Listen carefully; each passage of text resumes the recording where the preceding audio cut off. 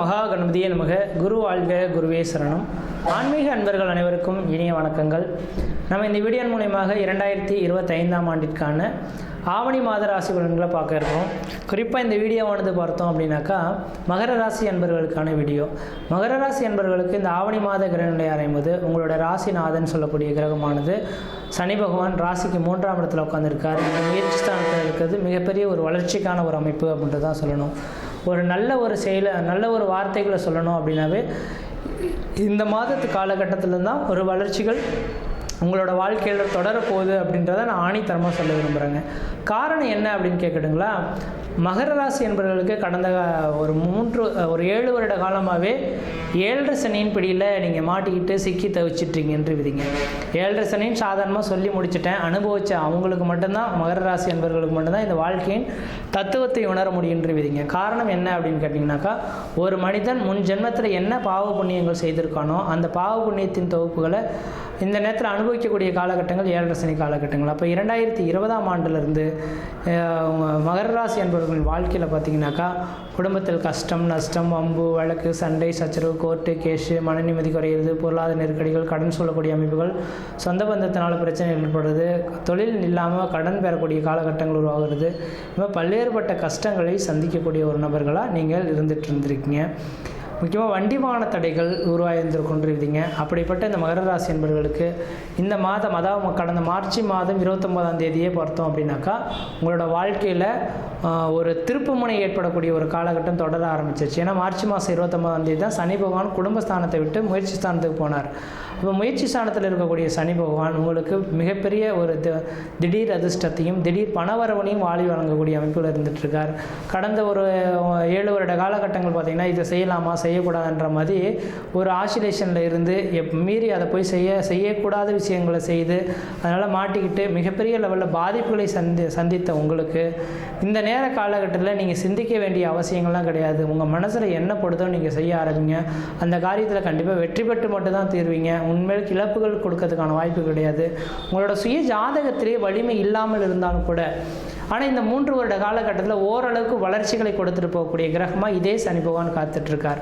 அதனால் இந்த மகர ராசி என்பர்கள் நீங்கள் எதுவும் கவலையே கொள்ள வேண்டாம். அடுத்த 3 வருட காலம் உங்களுடைய வாழ்க்கை இதே அடிபட்ட அடி எப்படி கொடுத்தாரோ இந்த சனி பகவான், அடி கொடுத்த இதே சனி பகவான் உங்களை தூக்கி விடுறதுக்கும் இவரே காத்துட்ருக்கார். அப்போ இந்த நேர காலகட்டத்தில் எந்த அளவுக்கு முயற்சிகள் எடுக்கிறீங்களோ அந்தளவுக்கு வாழ்க்கையில் வளர்ச்சிகள் பெறக்கூடிய ஒரு காலகட்டங்களாக மகர ராசி என்பர்களுக்கு தொடர ஆரம்பிச்சிருச்சுன்று விதிங்க. அதனால் இந்த மாத காலகட்டங்கள் ஓரளவுக்கு வளர்ச்சி மிகுந்த காலகட்டமாக இருக்குது. முயற்சிகள் எடுக்கிறது உங்களோட அறிவின் திறமை. முயற்சி எடுத்தால் கண்டிப்பாக வெற்றி பெறக்கூடிய ஒரு காலகட்டங்கள் உருவாகும். ஆனால் உங்களுக்கெல்லாம் சொல்ல வேண்டிய அவசியங்கள் கிடையாது. ஒரு மனிதரை பார்த்த உடனேயே இப்படிப்பட்ட நபர்கள் நமக்கு நல்லது செய்ய வந்திருக்கார், கெட்டது செய்ய வந்திருக்கான்ற மாதிரி உணரக்கூடிய அளவுகளுக்கு உங்களுக்கு ஆளுமை திறன் இருக்கும்.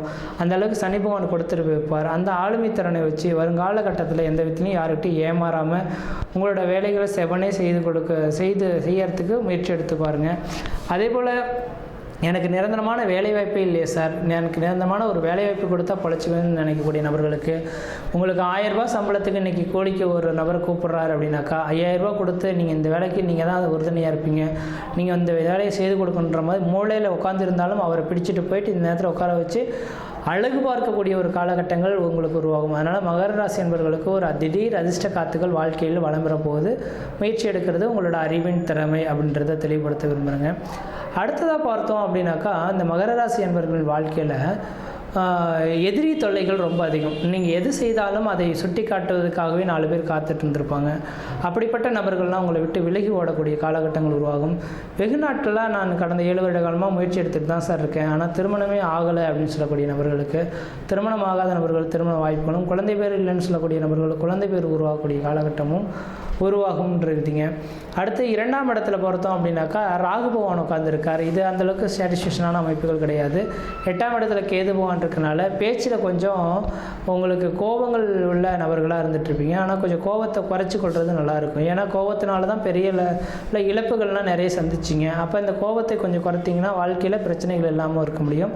8ஆம் இடத்துல சூரியன் கேது இருக்கிறனால அடிவயிறு சார்ந்த பிரச்சனைகள் உங்களுக்கு வரதுக்கான வாய்ப்பு உண்டு. இப்போ அடிவயிறு பிரச்சனையிலேருந்து மீண்டு வர்றதுக்கு நீங்கள் ரெகுலராக உங்களோட உணவு பழக்க வழக்கத்தை சரியான நேரத்தில் எடுத்துக்கொள்கிறது தான் ஓரளவுக்கு நல்ல பலன்களை தருன்றீங்க. அடுத்ததாக பார்த்தோம் அப்படின்னாக்கா உங்களோட ராசிக்கு மூன்றாம் இடத்துல சனி பகவான் இருக்கனால உங்களோட இளைய சகோதரத்தினால ஆதாயங்கள் ஏற்படலாம். இளைய சகோதரத்துக்கும் உங்களுக்கு ஒரு இணக்கமான சூழல்கள் ஏற்படுறது, உங்களோட விட வயதில் குறைந்த நபர்களோட ஒரு முக்கிய பொறுப்புகள், பத்திரங்கள் கையெழுத்திடுறது, இந்த மாதிரியான விஷயங்கள் ஏற்படுறதுக்கான வாய்ப்பு உண்டு.